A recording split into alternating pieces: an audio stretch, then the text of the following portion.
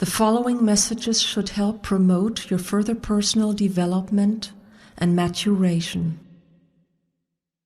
Relax and breathe deeply, and let the following words sink in. I am the center back to myself. Who am I?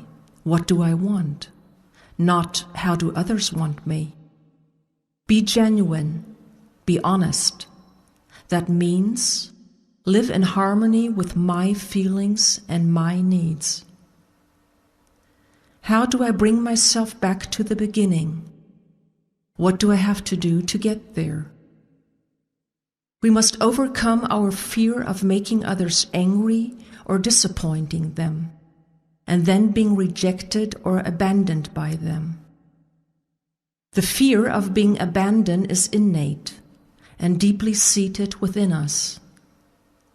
This fear goes back to a time when no one was truly able to survive alone.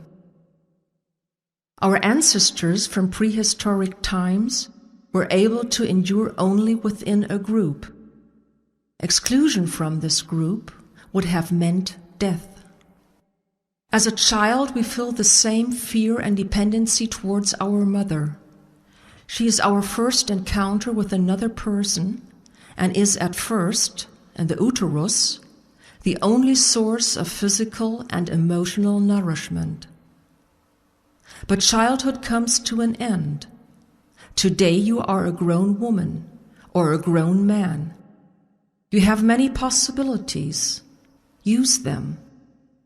You will not starve or freeze if another person leaves you. You will not die. And you will not remain alone. Have faith in that. To be abandoned can be painful, but you can take it. Have faith in that. You must not bear a grudge to anyone, because we're all perpetrators and victims alike. We abandon and are abandoned. Be careful that you don't confuse feelings and thoughts with facts. Just because you feel weak or inadequate does not mean that you really are, even when another person feels that you are. Your self-esteem is not identical with your self-worth. No one else decides your worth, and you do not decide the worth of another, regardless of what we feel for each other. No one can help one's feelings, but certainly one's actions. I recognize a person by his or her actions, not by his or her words. I carry the responsibility for how others treat me. I'm always treated how I let myself be treated. One cannot force love, but I can expect respect and see that it happens. If I want someone to change his or her behavior towards me, I first have to change my own behavior. For example, if I say no, when I have previously always said yes, the other person will have to change his or her reaction as well. If I want to find out if someone really likes me, then I must have to show myself to him or her as I really am, with all my strengths and weaknesses. If the other person cannot accept me as I really am, then he or she is not the right one for me. I do not need to pretend or bend over backwards. We do not fit together. We were not made for one another. I must look further. With this, I must accept that life means to risk being disappointed and hurt. Life is happiness and pain. They belong inseparably together like the head and tail of a coin, like life and death. It is our feelings that make us vulnerable. Without love, one cannot live, but will be alone in eternal darkness.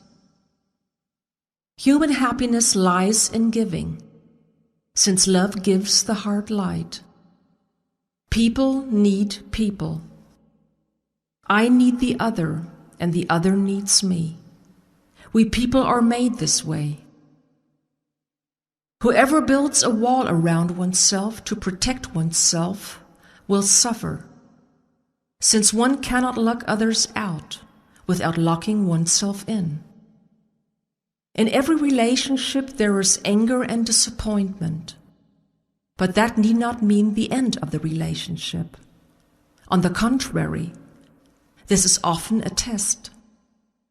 A good relationship endures discrepancies. It grows and matures with them. Every person is unique, and for that reason there are common interests, but also different needs in each relationship. Everyone has a right to one's needs. There are no right and no wrong needs, just different ones. Violence reigns where a no is not accepted. There are a number of possibilities about how to deal with different needs. Both partners could do everything together and give up everything that distinguishes them. This would mean, however, that each one would have to give up important parts of himself or herself. Or both try to move toward one another and meets in the middle. This means finding a mutually agreeable compromise. The last possibility would be to allow each other to live out one's own particular nature, alone or with others. And occasionally one lets oneself experience the particular nature of the other, tries it out, and thereby expands one's experiential and behavioral repertoire.